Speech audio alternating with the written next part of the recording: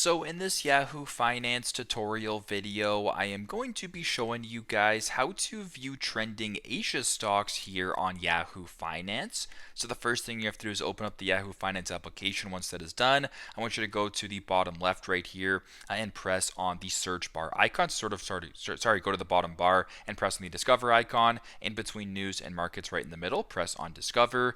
Then as of right now, we are currently on the discover screen where equities is selected. And the US market is selected as well. So if you simply just press on the US market right here, right below where it says equity, and then press on Asia, you can now view the trending and movers. So you can view the most active stocks in Asia. You can view the top gaining stocks, the top losing stocks, whatever the case may be.